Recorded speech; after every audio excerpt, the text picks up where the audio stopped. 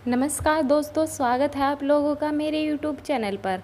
आज फिर मौजूद हैं हम एक नई कहानी के साथ, ठाकुरों का कुआं। आइए सुनते हैं। ठाकुर का कुआं। जोखू ने लोटा मुंह से लगाया तो पानी में सख्त बदबू आई। गंगी से बोला, यह कैसा पानी है? मारे बास के पिया नहीं जाता, गला सूखा जा रहा है और तू सड़ा पानी पिलाए देती है।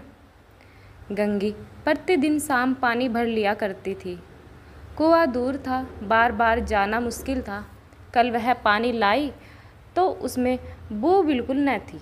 आज पानी में बदबू कैसी? लोटा नाक से लगाया तो सचमुच बदबू थी। जरूर कोई जानवर कुएं में गिरकर मर गया होगा। मगर दूसरा पानी आवे कहाँ से? ठाकुर के कुएं पर कौन चढ़ने देगा? दूर से लोग डांट बताएंगे, साहुओं का कुआं गांव के उस सिरे पर, परंतु वहाँ कौन पानी भरने देगा? कोई कुआं गांव में नहीं है। जोखू कई दिन से बीमार है। कुछ देर तक तो प्यास रोके चुप पड़ा रहा, फिर बोला, अब तो मारे प्यास के रहा नहीं जाता, ला थोड़ा पानी नाक बंद करके पी लूँ। गंगी ने पानी न दिया। खराब पानी से बीमारी बढ़ जाएगी, इतना जानती थी, परंतु यह न जानती थी कि पानी को उबाल देने से उसकी खराबी जाती रहती है। बोली, यह पानी कैसे पियोगे? न जाने कौन जानवर मरा है। कुएं में दूसरा पानी लाए देती हूँ। जोखू ने आश्चर्य से उसकी ओर देखा। पानी कहाँ से लाएगी? ठाकुर और साहू के दो कुएं हैं, क्यों एक लोटा पानी न भरने देंगे? हाथ पांव तुड़वा आएगी और कुछ न होगा। बैठे चुपके से। ब्राह्मण देवता आशीर्वाद देंगे, ठाकुर लाठी मारेंगे, साहू जी एक पाँच लेंगे। गरीबी का दर्द कौन समझता है? हम तो मर भी जाते हैं तो कोई द्वार पर झांकने नहीं आता। कंधा देना तो बड़ी बात है, ऐसे लोग कुएं से पानी भरने देंगे? इन शब्दों में कड़वा सत्य था। गंगी क्या जवाब देती, किंतु उसने वह बदबूदार पानी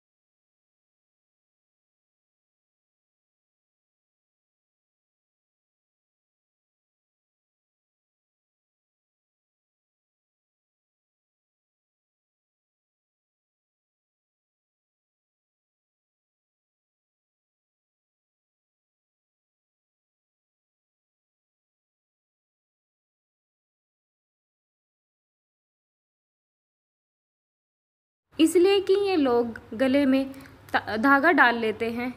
यहाँ तो जितने हैं एक से एक छठे हैं। चोरी ये करे, जाल फरेब ये करे, झूठे मुकदमे ये करे। अभी इस ठाकुर ने तो उस दिन बेचारे गडरिये की भेड़ चुरा ली थी और बाद में मारकर खा गया। इन्हीं पंडित के घर में तो बारहों मास जुआ होता है।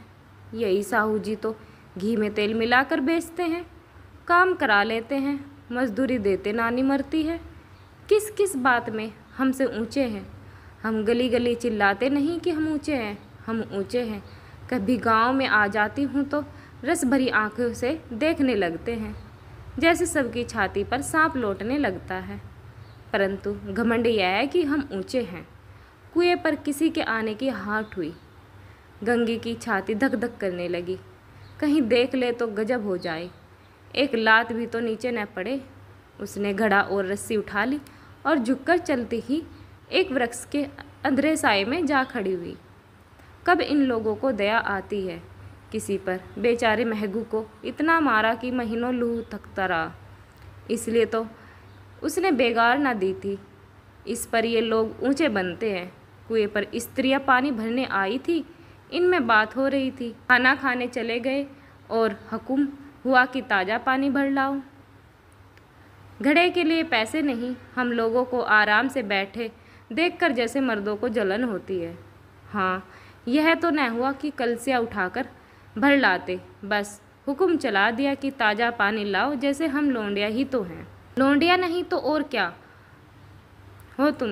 रोटी कपड़ा नहीं पाती, 10-5 रुपये भी छीन चपट कर ले लेती हो।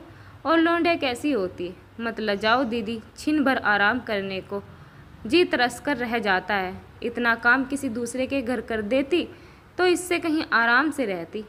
ऊपर से वह एहसान मानता, यहाँ काम करते करते मर जाओ, पर किसी का मुंह सीधा नहीं होता। दोनों पानी भरकर चली गई तो गंगी वृक्ष की छाया से निकली और कुएं की जगत के पास आई। बेफिक्रे चले गए थे। ठाकुर भी दरवाज़ा बंद कर कर अंदर आंगन में सोने जा रहे थे। गंगी ने क्षणिक सुख की सांस ली। किसी तरह मैदान तो साफ हुआ। अमृत चुरा लाने के लिए जो राजकुमार किसी जमाने में गया था, वह भी शायद इतनी सावधानी के साथ बूझकर न गया होगा। गंगी दबे पांव कुएं की जगत पर चढ़ी। विजय का ऐसा अनुभव उसे पहले कभी न हुआ। उसने रस्सी का फंदा गड्ढे में डाला, दाएं बाएं चौकनी दृष्टि से देखा, जैसे कोई सिपाही रात को सूत्र के किले में सुराग कर रहा हो। अगर इस समय वह पकड़ ली गई तो फिर उसके लिए माफ़ी या रियायत की रत्ती भर उम्मीद नहीं। अंत में देवताओं को याद करके उसने कलेजा मजबूत किया और घड़ा कुएं में डाल दिया। घड़े ने पानी में गोता लगाया, बहुत ही आहिस्ता, जरा सी भी आवाज़ न हुई। गंगे ने 2-4 हाथ जल्दी जल्दी मारे। घड़ा कुएं के मुंह तक आ पहुंचा। कोई बड़ा सहज और पहलवान भी इतनी तेजी से न खींच सकता था। गंगी झुकी, घड़े को पकड़कर जगत पर रखे कि एक ठाकुर साहब का दरवाज़ा खुल गया। शेर का मुंह इससे अधिक भयानक न होगा। गंगी के हाथ रस्सी छूट गई। रस्सी के साथ घड़ा धड़ाम से पानी में गिरा और कई क्षण तक पानी में हिलकोरों की आवाज़ सुनाई देती रही। ठाकुर कौन है, कौन है पुकारते हुए कुएं की तरफ जा रहे थे और गंगी जगत से कूदकर भागी जा रही थी। घर पहुंचकर देखा कि लोटा मुंह से लगाए वही मैला गंदा पानी पी रहा था। दोस्तों, हमारी कहानी आप लोगों को कैसी लगी कमेंट सेक्शन में ज़रूर बताएं और चैनल पर नए हैं तो चैनल को सब्सक्राइब करना ना भूलें। साथ में बेल आइकन ज़रूर दबाएं जिससे कि आपको आने वाली वीडियो का नोटिफिकेशन मिल सके। धन्यवाद।